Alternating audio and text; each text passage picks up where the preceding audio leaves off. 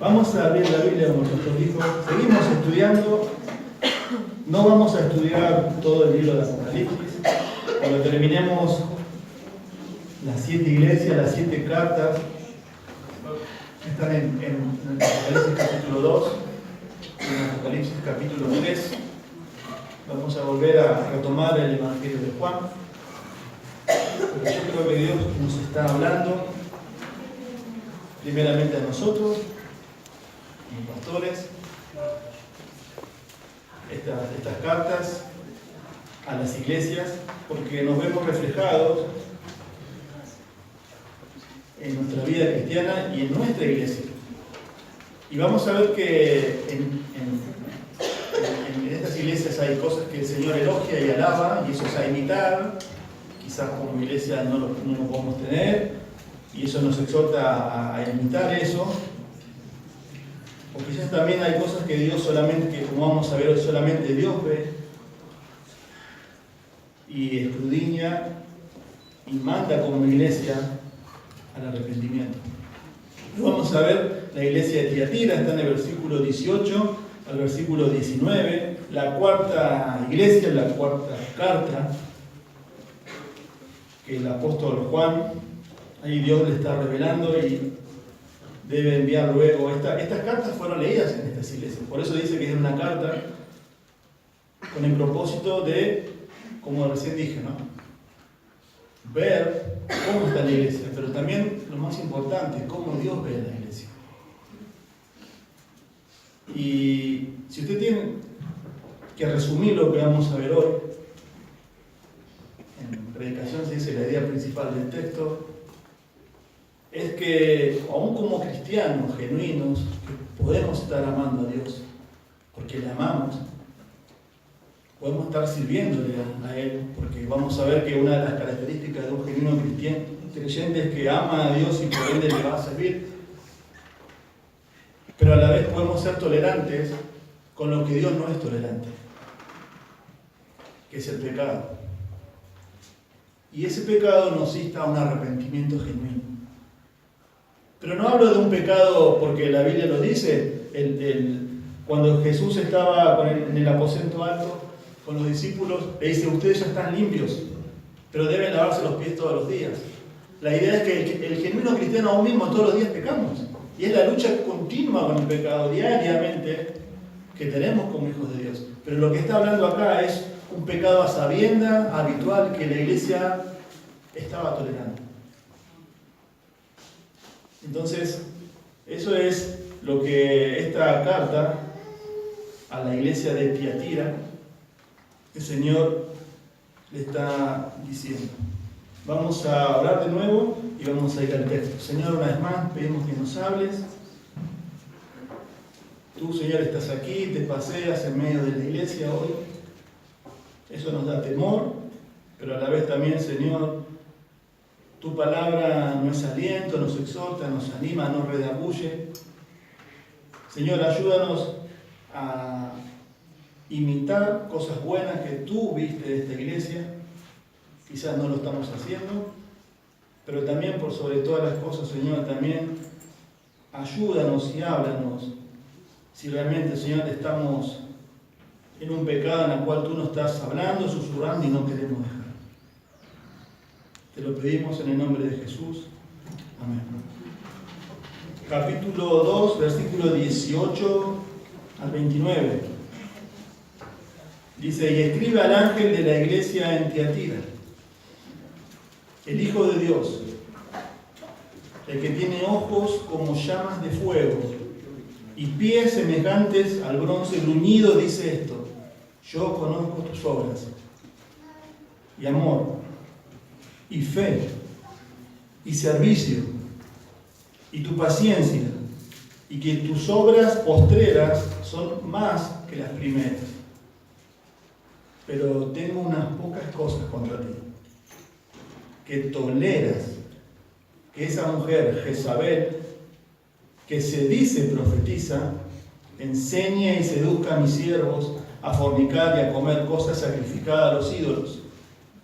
Y le he dado tiempo para que se arrepientan, pero no quiere arrepentirse de su fornicación. He aquí, yo la arrojo en cama y en gran tribulación a los que con ella adulteran, si no se arrepienten de las obras de ella. Y a sus hijos heriré de muerte, y todas las iglesias sabrán que yo soy el que escudriña la mente y el corazón. Y os daré a cada uno según vuestras obras. Pero a vosotros y a los demás que están en Tiatira, a cuantos no tienen esa doctrina y no han conocido lo que ellos llaman las profundidades de Satanás, yo os digo, no os impondré otra carga. Pero lo que tenéis, retenedlo hasta que yo venga. Al que venciere y guardare mis obras hasta el fin, yo le daré autoridad sobre las naciones, y las regiré con vara de hierro y serán quebradas como vaso de alfarero, como yo también la he recibido de mi Padre. Y le daré la estrella de la mañana. El que tiene oído, oiga lo que el Espíritu dice a las iglesias. Tiatira, el título es Tiatira, una iglesia fiel, pero tolerante al pecado. Porque el Señor mismo lo dice, era una iglesia buena, era una iglesia fiel. Vamos a empezar un poquito, tienen todo un orden, ¿no?, que es muy respetado en las 7 cartas, en las 7 iglesias. Vamos a empezar un poquito para entender el contexto histórico de lo que era la ciudad de Tiatira, para entender mejor lo que el Señor le está diciendo a esta iglesia. Tiatira no era un centro religioso, vamos a decir, como era Pérgamo o era Éfeso, donde estaba ahí, como vimos en el mismo pasado, el trono de Satanás. Por supuesto que estaba bajo el Imperio Romano. Pero Tiatira se caracterizaba por ser una ciudad netamente comercial, por su ubicación geográfica. Está a unos 64 kilómetros de Pérgamo. Si usted tiene un mapa un día ahí, o tiene los que tienen la Biblia MacArthur van a ver, las iglesias están más o menos ubicadas en forma de invertida. Está Éfeso, está Tiatira, está Pérgamo, y luego así, haciendo una U volviendo, está Tiatira. Y luego sigue, está Sardis, está Filadelfia y termina en la Odisea. Su ubicación la hacía una ciudad netamente comercial. Tenía rutas comerciales principales, fomentaban su crecimiento económico. Ahí, por ejemplo, también los artesanos locales producían una serie de mercancías. Porque había, por ejemplo, panaderos, pintores, curtidores, sastres, alfareros. Y lo más importante, lo que más proliferaba en la ciudad, es que ellos trabajaban la lana, el lino y el metal, sobre todo el cobre. Tiatira era un centro industrial. Esto es importante para lo que vamos a ver en el texto. Controlada, es una ciudad netamente comercial, era controlada por los gremios. O sea, lo que hoy decimos los sindicatos. Los sindicatos. Y he aquí, para poder trabajar y poder realizar tu actividad comercial en una ciudad netamente comercial, estos gremios honraban a los dioses paganos Apolo y Artemisa. O sea, los gremios tenían sus dioses. Los que pertenecían a sus gremios debían afiliarse a sus sindicatos para poder trabajar. ¿Se entiende? Por eso lo estamos viendo. Los miembros dice que tenían la obligación de asistir, no solamente a afiliarse a un sindicato, sino asistir a las festividades en honor a esos dioses. Generalmente cuando se hacían esas fiestas, se hacía comida, y la cual esa comida era sacrificada a los ídolos, en sus templos, en el culto en el santuario de Sabaté. Y luego de esas comidas, también había todo tipo de promiscuidad sexual. Eso pasaba en Tiatira.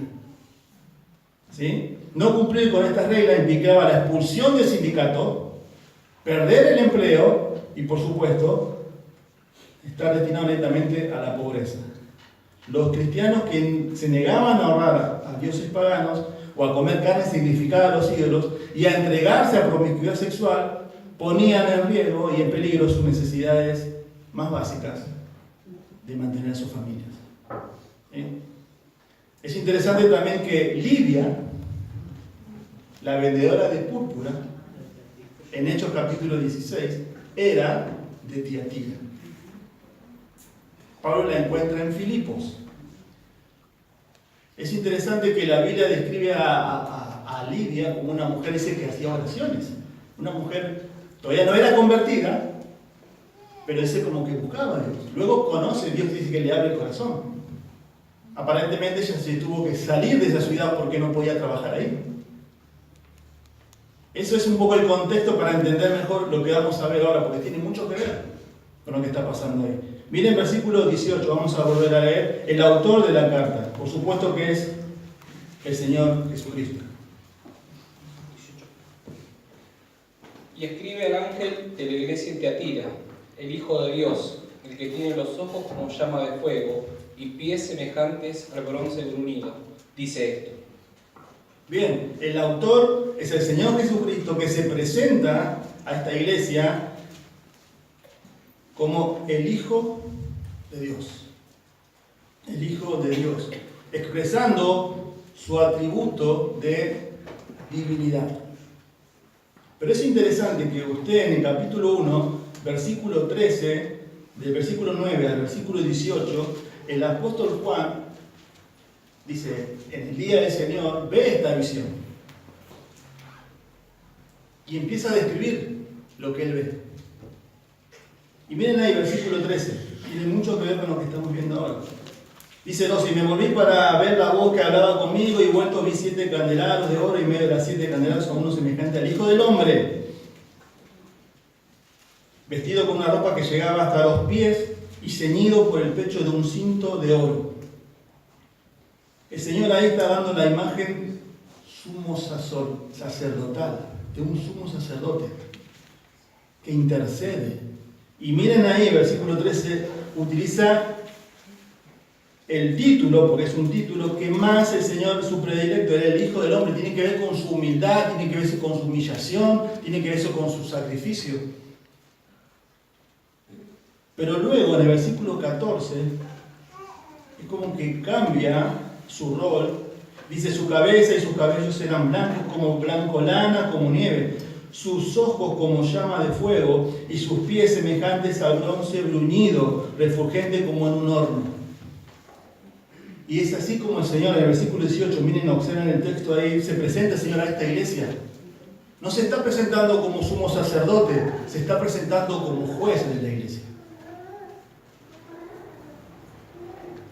Él se está presentando para juzgar a esa iglesia, para purificar a la iglesia, porque Él es el dueño de la iglesia. Y ya no dice que es el Hijo del Hombre, es el Hijo de Dios, expresando su divinidad. Quizás para que la iglesia entienda que Él es el único Dios, y ellos corrían con la tentación de adorar a Apolos o a Artemisa. No, Él es el Hijo de Dios. Él no es el Dios de Dios, es el único Dios. Pero también hasta ahí vamos bien, pero miren cómo se describe. Y recuerden que la descripción que el Señor hace a cada iglesia tiene que ver con lo que la iglesia necesita escuchar. Dice, el que tiene ojos como llama de fuego. Eso es un tono amenazante. Escudriñadora. Mira que ahí Juan está usando un símil. Dice, ¿cómo llamas de fuego? Para entender lo que él está viendo en la visión. Un hombre dice con pelo, un ojo como llama de fuego, sus pies de bronce como, dice sus pies, dice como bronce bruñido. Ahí está hablando de la omnisciencia de Dios. Habla de la mirada de Dios, que todo lo sabe, todo lo ve y todo lo conoce. Aún los pensamientos y las intenciones del corazón. Hebreos 4:13 dice, y no hay cosa creada que no sea manifiesta su presencia. Antes bien, todas las cosas están desnudas y abiertas a los ojos de aquel a quien tenemos que dar cuenta. El Señor está presentando otro de sus atributos, que es la omnisciencia. Su mirada está atravesando las apariencias de la iglesia. Eso es lo que está diciendo ahí. una iglesia puede tener un buen testimonio para la comunidad, para el mundo, aún para otras iglesias. Pero lo que cuenta realmente es cómo la observa el Señor. La observa el Señor. Y eso es lo que está diciendo ahí. Yo, Tiatira, sé cómo sos. No necesitas presentarte una apariencia, porque yo voy hasta donde lo que vos no estás viendo. Y dice, y sigue, miren, no solamente tiene ojos como llama de fuego y pies semejantes al bronce bruñido. Bueno, sus pies hablan de la pureza y la santidad de Dios. Es la pureza y es la santidad de Dios. Pero siempre, generalmente, este símil, esta ilustración, Dios la usa para pisotear lo que es el pecado. Porque si usted va ahí a Apocalipsis 19:15, miren, acompáñenme por favor, Apocalipsis 19:15, para entender mejor esto. Dios, emitiendo juicios en la gran tribulación, habla de esto. Apocalipsis 19:15, por favor. De su boca sale una espada aguda para herir con ella a las naciones. Y él las regirá con vara de hierro, y él pisa el lagar del vino del furor y de la ira del Dios Todopoderoso. Dice que Dios pisa el lagar del vino, del furor y de la ira del Dios Todopoderoso. Está hablando de juicio. Él es santo, Él es puro, Él es justo. Pero Él purifica a su iglesia. Y Él es santo y Él pisotea el pecado. Los reyes en la antigüedad se sentaban en tronos altos. Esa es la idea. Y los juzgados por el rey siempre estaban debajo de sus pies. Esa es la idea que el Señor está tomando acá. Él va a purificar a su iglesia. La idea es que Él juzga, examina y va a hacer justicia en contra del pecado en su iglesia. ¿No nos da temor eso, hermanos? ¿No nos da temor de saber que en apariencia podemos parecer a algo, pero el Señor va y penetra su mirada a lo más profundo donde nadie mira y nadie ve?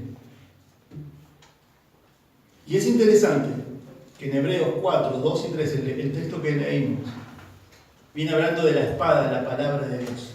Dice que discierne los pensamientos y las intenciones del corazón. Y está el versículo 3, y no hay cosa creada que no sea manifiesta su presencia. ¿De quién está hablando ahí? De Dios. Pero viene hablando de la palabra de Dios. Lo que está diciendo es que estar ante la palabra de Dios y estar ante Dios es exactamente lo mismo. Porque es la Biblia la que hace ese efecto. Y ahí está el Señor presentándose a esa iglesia. Miren, bueno, vimos el autor, el Señor Jesucristo, presentándose a esa. La iglesia, bueno, como estamos viendo, ya vimos Éfeso, ya vimos Esmirna, ya vimos Pérgamo. No habla mucho, la Biblia no menciona nada acerca de la iglesia de Tiatira, más que aquí. Pero como vimos anteriormente, fue quizás, como vimos el domingo pasado, Hechos capítulo 19, versículo 10, el ministerio del apóstol Pablo dice que se difundía toda la palabra por Asia Menor. Esta es la zona de Asia Menor, las 7 iglesias. Muchos también comentaristas dicen que puede haber sido Lidia, llevando el evangelio a su ciudad. Lo que es interesante, y usted va a notar, miren aquí, Tiatira de las 7 es la ciudad más pequeña, pero es la carta más larga de todas. Es la carta más larga. Y también la historia dice, no está en la Biblia, pero la historia dice, datos históricos dicen, lamentablemente, que esta iglesia no terminó bien. Vamos a ver más adelante por qué. Y aquí también estamos viendo que Tiatira, muchos la asocian con un segundo grupo. La primera era Éfeso, Esmirna y Pérgamo, pero acá es como que las iglesias comienzan una espiral descendente. Y su culminación es en la Odisea, donde Dios llama iglesia a alguien que no es iglesia, porque está lleno de incrédulos. Yo estoy a la puerta y estoy afuera, lo vamos a estudiar. Pero acá es como que comienza una espiral descendente, y es interesante que en Tiatira no era la minoría el problema que había dentro de la iglesia, sino la mayoría. La mayoría había cedido a la inmoralidad y a la falsa doctrina. Pero miren, vamos a empezar, versículo 19, vamos a ver el elogio que el Señor le hace a esta iglesia. Porque era una buena iglesia. Y el Señor mismo la elogia. Versículo 19, por favor. Yo conozco tus obras, y amor, y fe, y servicio, y tu paciencia, y que tus obras postreras son más que las primeras. Bien, miren acá el Señor está elogiando, está alabando a esta iglesia. Miren lo que le dice de esta iglesia. Da 4 características, y 5 al finalizar, podríamos decir. Amor, fe, servicio, paciencia, y lo resume siendo, y tus obras últimas, postreras, son más que las primeras. El Señor está alabando a esta iglesia. Está elogiando y destaca 5 características de esta iglesia a imitar. Pero estas 4 primeras se dividen, vamos a decir, en 2 grupos. Para que usted entienda. El amor está asociado al servicio, o sea, a la tercera característica, y la fe está asociado a la cuarta, que es la paciencia. Y es interesante, no podemos contrastar y pasar por alto que esta iglesia tenía lo que a Éfeso le faltaba. Y sin embargo Éfeso tenía lo que a Tiatira le faltaba. Porque miren, lo primero que el Señor alaba de todas estas iglesias, es la primera que alaba, es el amor. Yo conozco tus obras y amor, dice. O sea, era una iglesia que amaba a Dios. Cosa que Éfeso, ¿se acuerdan? Había dejado. Arrepiéntete. Corinto habla de eso. Pero no ahora, hermano. En el milenio. Así que si tenés dudas con respecto a la escatología, seguí estudiando, pero la vida es clara. La Biblia se interpreta a sí misma, hermanos. Qué hermosa promesa. Él compartiendo toda su autoridad con los fieles en el milenio. Pero no solamente eso, el compañerismo con el Rey. Versículo 28. Y le daré la estrella de la mañana. ¿Qué es la estrella de la mañana? La Biblia se interpreta a sí mismo. La estrella de la mañana viene hablando de la plenitud total y gloriosa de Cristo, que es dada a los creyentes. ¿Dónde dice eso? Apocalipsis 22, 16. Miren ahí nomás.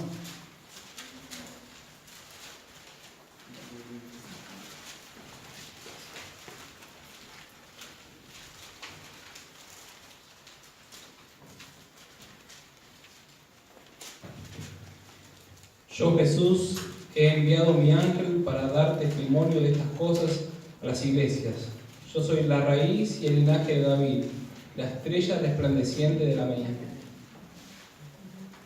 Cristo no solamente nos hace comparte su autoridad, sino su compañerismo eterno.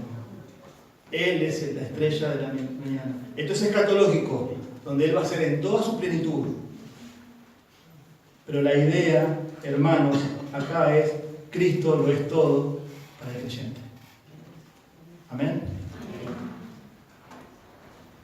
La Biblia dice, en Cristo ya estáis completos. Él es la perla preciosa. Él lo es todo. Puedes perder tu trabajo. Puedes estar siendo perseguido.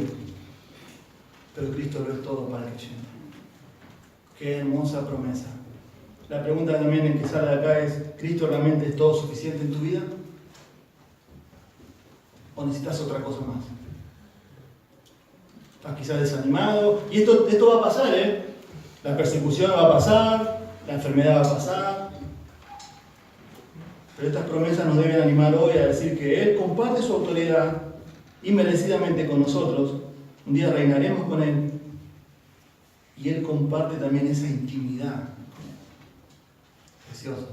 Él es para nosotros todo. Amén. Esperemos, como dice ahí, versículo 29, que el Espíritu, al que tiene un oído espiritual, haya oído la voz de Dios. No a nosotros, Hay algún pecado que estás practicando continuamente y Dios te está susurrando, entonces está trabajando con vos. Pero si no lo dejas, no lo confesás, si no te apartás, viene la disciplina de Dios. Que muchas veces es la muerte. ¿Son tus primeras obras tus últimas más que las primeras? Una autoexaminación, ¿no? ¿Sigo sirviendo a Dios con el mismo fervor y servicio que cuando comencé? ¿Qué cosas me permito en la semana? Y luego vengo el domingo a la iglesia y oro y canto y ofrendo. Y por último, ¿no? Su autoridad y su compañerismo. ¿Es Cristo todo en tu vida realmente? Vamos a orar. Padre, gracias te damos por tu palabra. Y espero, Señor, como dice este texto, que el Espíritu haya hablado a la iglesia. Nos esté hablando, nos esté moldeando. Lo has hecho conmigo en la semana. Y Señor, queremos realmente, nos dio temor también lo que hemos visto hoy. En apariencia podemos parecer algo bueno, agradable, pero solamente tú, con esos ojos como llama de fuego, llegas a lo más profundo de nuestro corazón. Ruego que lo hayas examinado y nos haya motivado a cambiar o a dejar, Señor, algo que realmente ensucia tus ojos tan santos. Ayúdanos, Señor, a no vivir para las apariencias, sino a agradarte a ti. Ayúdanos como iglesia a no caer, Señor, en la falsa doctrina, a ser seducidos por cualquier viento de doctrina, Señor. Manténnos firmes. En el nombre de Jesús.